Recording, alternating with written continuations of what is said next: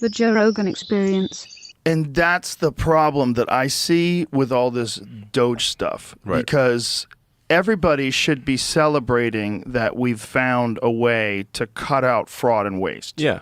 If you pay taxes and you don't like that you have to pay so much in taxes, and then you find out that there's significant fraud and waste that's been exposed, you should be celebrating it. This shouldn't be, oh no, the wrong people found this fact and now it's a bad thing. Yes. And then there's the fucking propaganda, the mindfuck of calling it U.S. aid. Yeah, instead of the United States Agency for International Development. It sounds like it's feeding hungry people. Right. People are going to starve, Elon. This is horrible. And then you find out, actually, it's like $250 million for transgender animal studies. Like, yeah, it's they're like literally mutilating animals. Yes.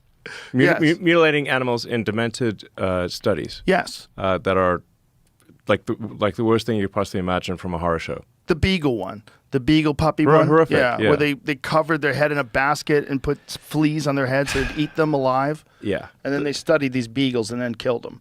Like, what are you going to learn from that? That's good for anybody. Yeah. There's some psychotic stuff that happens. So, yeah, I mean, I guess the real threat here is to the bureaucracy. So, like you probably saw, like, you know, let's say like Trump as a threat to our democracy, which is ironic since he was elected with the majority of the, you know, popular vote. They started saying I was a threat to democracy. But if you just replace threat to democracy with threat to bureaucracy, it makes total sense. Right. So, I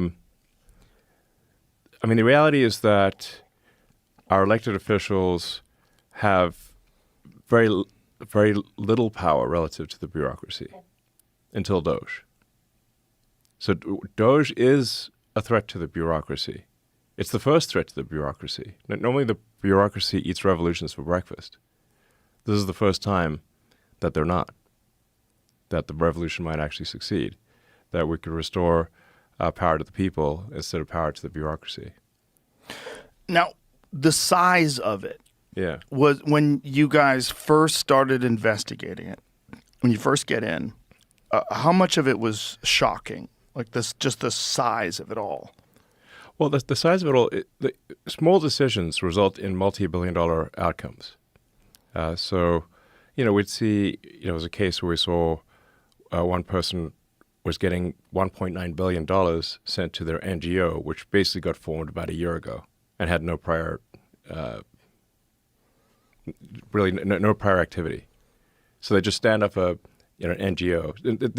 The whole NGO thing is a nightmare. And it's a misnomer, because if you have a government-funded non-governmental organization, you're simply a government-funded organization. It's an oxymoron. Right. It's a loophole.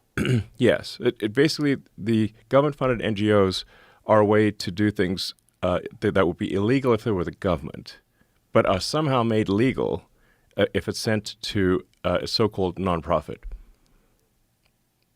But these nonprofits are then used to, people cash out these nonprofits. They become very wealthy through nonprofits. They pay themselves enormous sums through these nonprofits. It's so insane that that's been going on for so long. It's a gigantic scam, like one of the biggest, maybe the biggest scam ever. And how many NGOs? I think there's a total number of NGOs, probably millions, but in terms of large NGOs, tens of thousands. I mean, it's actually kind of a hack to the system where, you know, someone can get an NGO stood up for a fairly small amount of money. Like George Soros is really good at this. Like George Soros is like a system hacker. Like he figured out how to hack the system. He's a genius at arbitrage. I mean, these days he's pretty old, but a genius at arbitrage. So he figured out that you could leverage a small amount of money to create a nonprofit, then lobby the politicians to send a ton of money to that nonprofit, so you can take what might be, you know, a $10 million donation to a nonprofit to create a nonprofit and leverage that into $1 billion NGO. A nonprofit is a weird word. It's just a non-governmental organization, and then the government continues to fund that every year, and it'll have a nice sounding name like the Institute for Peace or something like that. But really, it's a graft machine. And what are the requirements with that money? What do they have to do? Just really no requirements at all. So they just get grants and the government just assumes that they're doing good work. I think a lot of people in the government know that they're not doing good work. But it's a giant graft machine. I mean, but surely people online are like unpacking this. Right. It almost seems fake. Like when you're seeing how we were covering this article that said 55,000 Democrat NGOs were discovered that had been contributing to campaigns and moving things around and pushing propaganda, and they were all connected. And they found it through AI. That you have to go through steps and steps and steps to figure out where the money's coming from. Mm-hmm. Oh, it's all funneling down to this group, and this group does that. And it's a giant propaganda machine, a giant regime change machine. Yes. Yeah. Yes, I mean, but does it do some good as well? It does some good. So it's like it's not like 0% good. If it was really 0% good, it'd be much easier to attack. So there's going to be some percent good that they add in there, but it's like it might be 5% or 10% good, but 95% not. So is there a way to audit all this stuff and find out, oh, these people are actually just sending food to poor people. These people are actually just helping people with water in third world countries. There's a way to do that and keep funding those?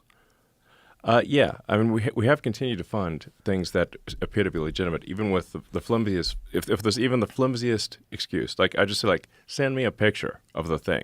Like you could literally have AI generate the picture, but if you're not even willing to try to trick me, then we're like not going to send the money. Okay.